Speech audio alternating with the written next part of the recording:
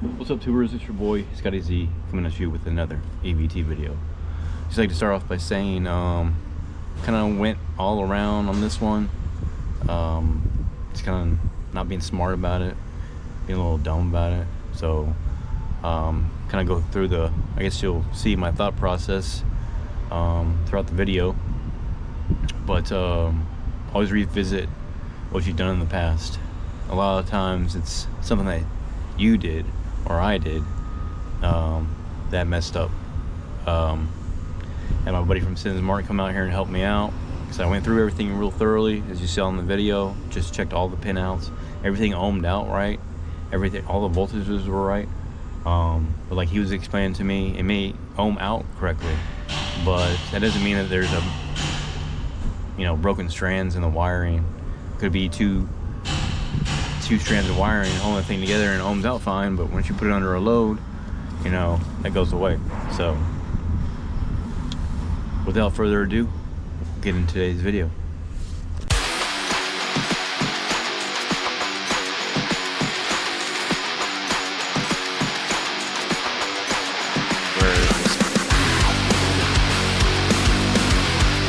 We're gonna get back on engine 10. It is a 2019, I believe, Pierce-CF. We are dealing with a communication problem on the cooling fan. This cooling fan error light will flash 3 times, and I'll try to pull up any kind of codes that I have in correlation with that. But I believe the 3 blink code is communication loss or communication error on the data link, I believe. So stay tuned. The O-law is what I call it. The overhead load adapter, I believe, got so hot that it welded the gears together. So that's this guy. Okay, I went ahead and had them rebuild this Rexroth pump as well. When I did remove this from the overhead adapter, I was able to turn this with no problem, but I didn't want to take any chances, so I just went ahead and had them rebuild it. So what happens is when you have that communication problem, or I guess any type of failure, I think what it wants to try to do is default the fan to 100%, and so it probably had ran at 100% for so long, that sucker got so hot that the rebuild guys told me that the gears were basically welded together.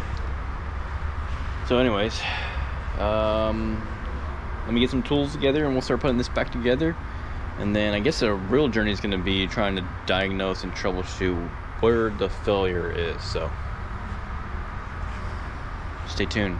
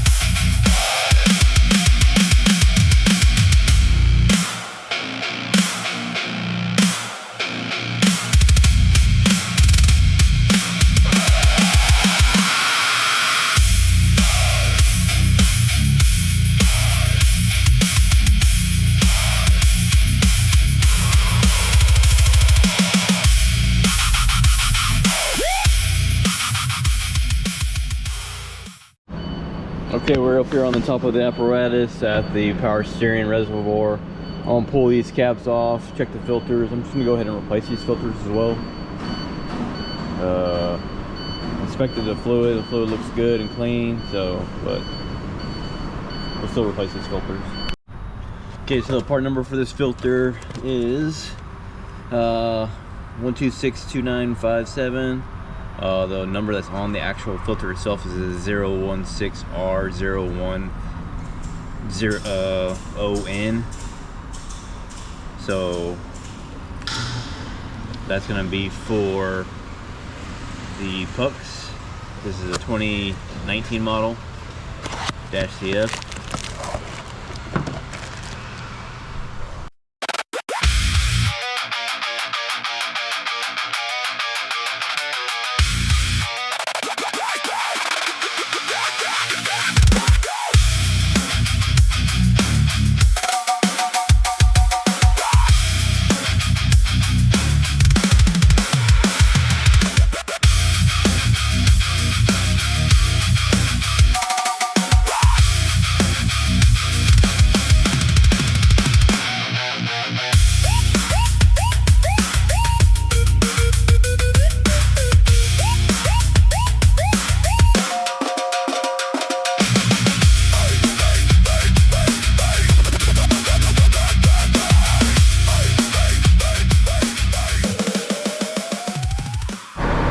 Okay, so this is what it's doing here. This error code.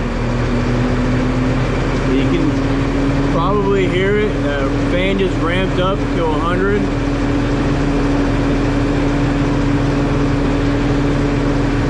One, two, three.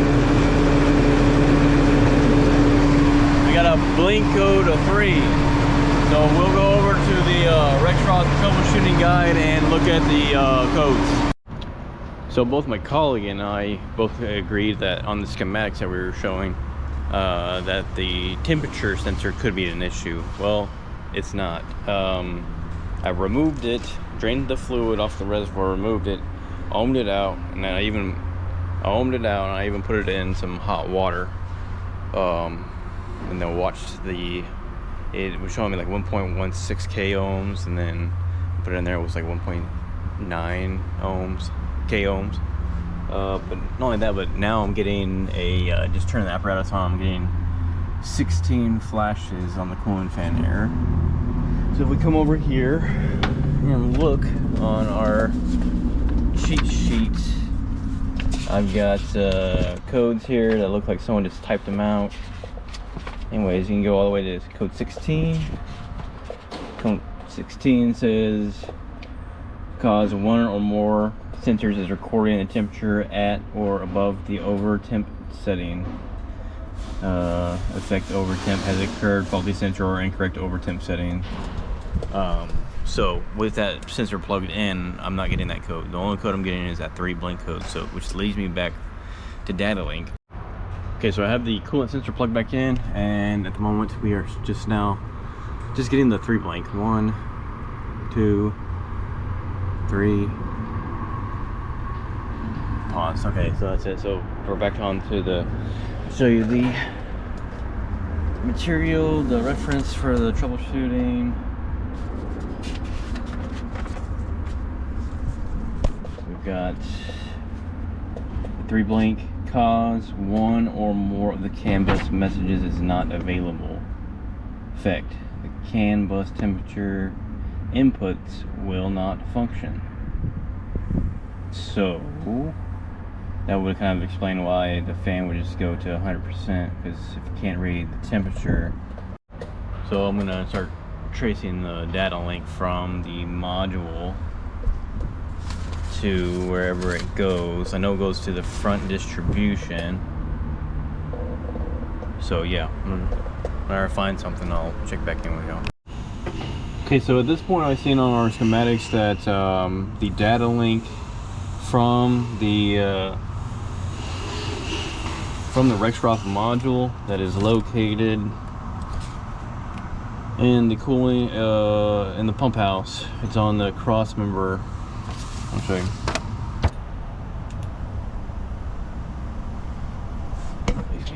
right there. You can kind of see that bent bracket down. So, and if you look on that one connector, both of those, they have green tape around them.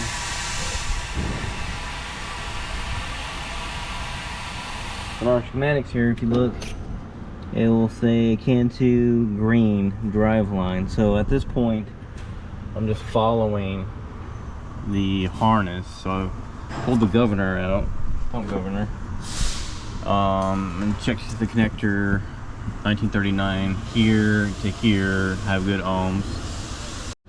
Sorry, I had to face the camera. Anyways, so if I check the can high, can low here, 1939. If all your resistors are correctly working, it shows at 60 ohms on the data link. Key off, engine off. There you go, 58. That's what we got.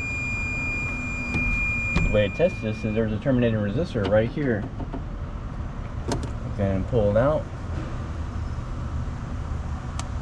Should be 160 ohm resistors. Pins.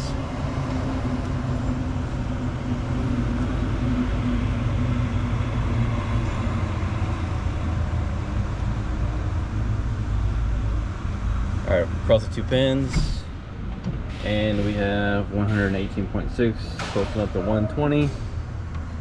Alright. So we know that's working. Alright, we'll check back in a little bit. I was just wanting to show you what proper ohms are on the data link. Hey guys, just an update. I went and double checked the pins at the module, the Rexroth module itself. The pins looked good. I just find like a backed out weather pack. So I did go ahead and take it apart to reseat that weather pack. Pins look good, tight, no corrosion. Put all that back together, so got the code. So at this point, I'm just going to follow from the module. Let's see the T connector right off of the module. All that's checking out right now. So from there it goes to another T connector. It says ABS ECU. So it'll follow that wire down the frame.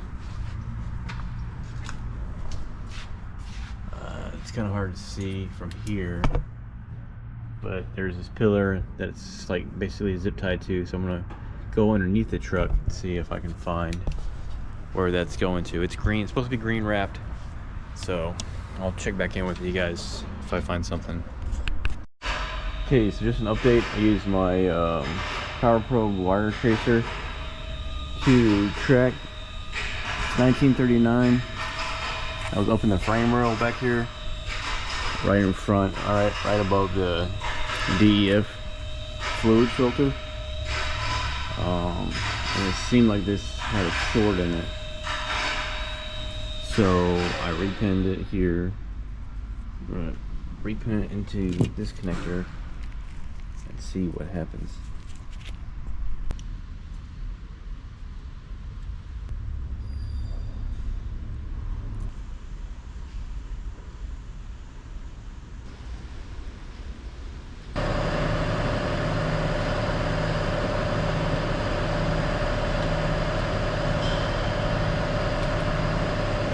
Throw a little locking tab back in.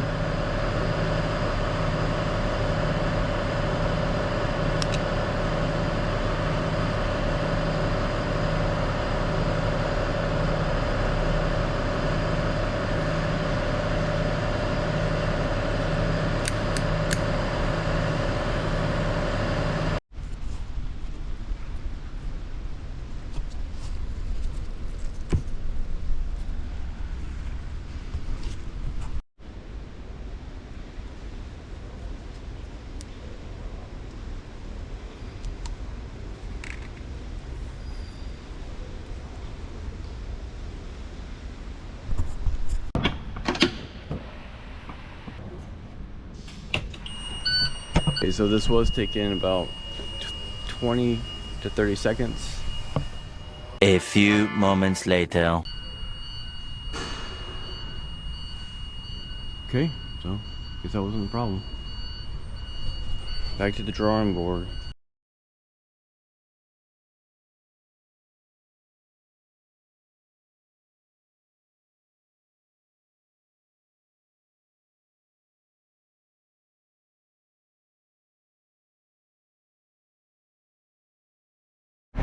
Okay, so I got the harness out here and unplugged.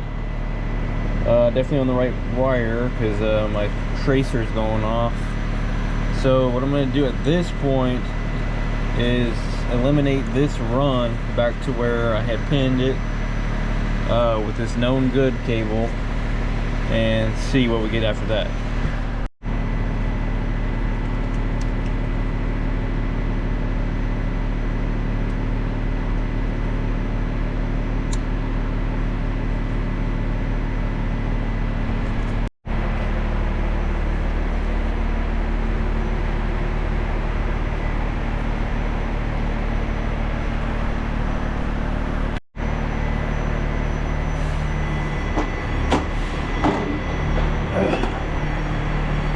Got wires going everywhere.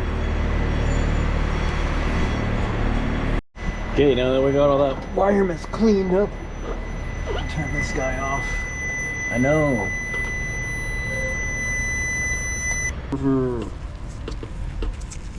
Okay.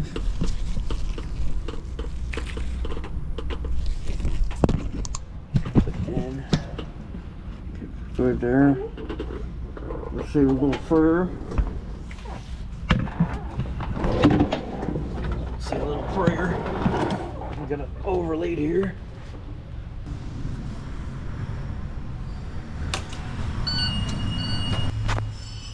A few moments later. There it goes. Well, very discouraged. I'm gonna take a little break. Collect my thoughts. Man, you are one pathetic loser. Okay, so this is where having someone to talk to about these problems comes in handy. Because I've been sitting here thinking, like, okay, I've got 60 ohms on my data link. I got the voltages that I believe I should have on my data link.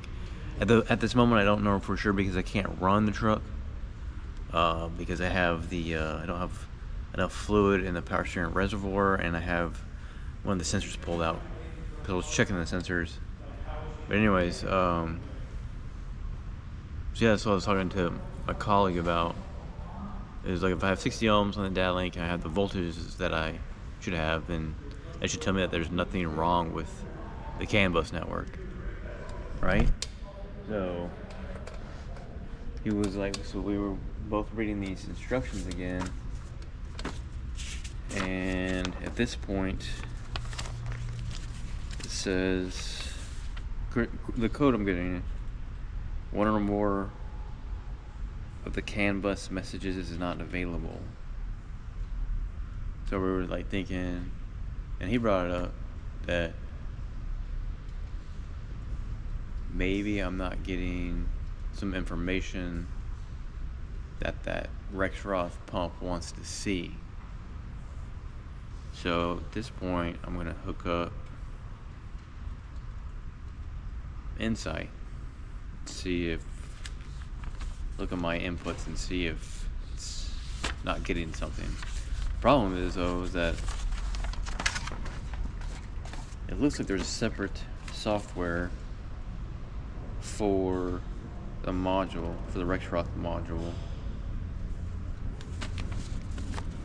Because it says on one of the troubleshooting steps,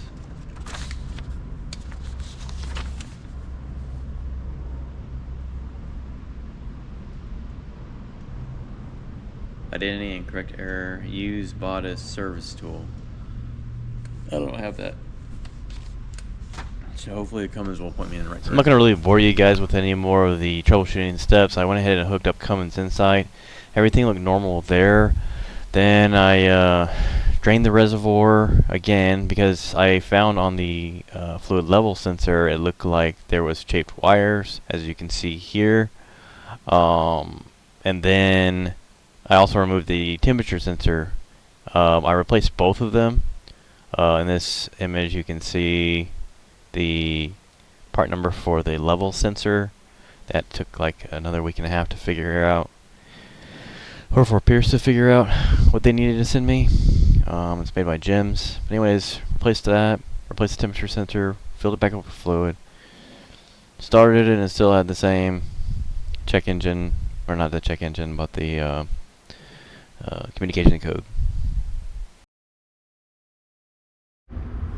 Okay, I'm not gonna lie, I couldn't really figure this one out, and I don't know how many times, time and time again, you need to go back to what you did previously in the past.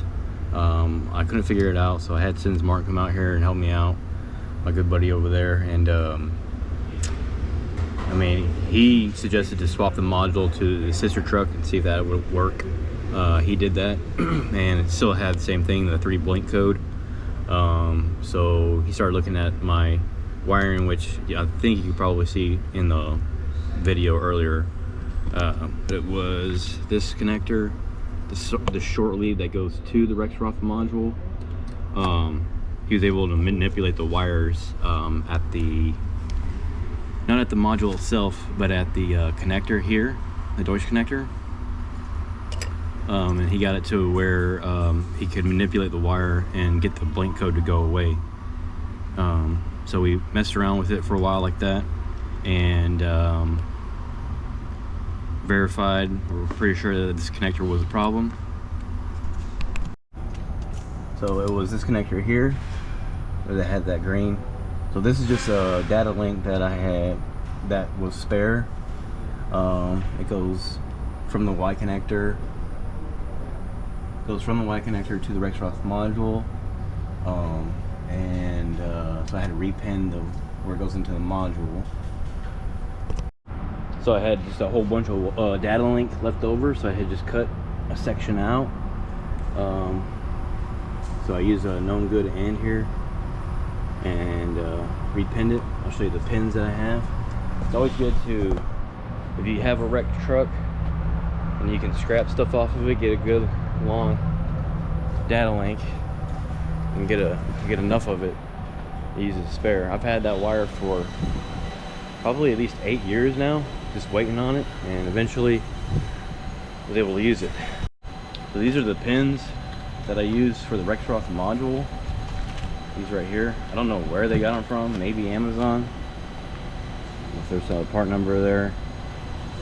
I don't know if that's even focusing. I can't see anymore, so. Mauser number 571-964-274-2-CT. And then a tech number 964-274-2. So hopefully that helps. Those are the pins for the Rexroth module. Like I said, it's always something that you did before. One of us had repinned it, and I mean, you know, who's to know that there's not a broken strand in this data link? And that's what the guy was telling me. You know, everything may ohm out correctly on your meter, but that doesn't mean that there's not a whole bunch of broken strands in the harness. That's what I did. I mean, you've seen in the video, I went pin by pin on the Rexroth model, and everything was checking out. So this goes to show you, check, double check what you did before in the past, because spent a lot of time on this, and could have been avoided if I would have just rechecked my work. It's the obvious things, you know. That's pretty much gonna do it for today's video, y'all. Like I said, I kind of feel like it's a loss, but it's not a loss because I actually learned something. Verify your job that you've done in the past. We did repin that connector before in the past, and maybe the section of data link we used had a broken strand in it.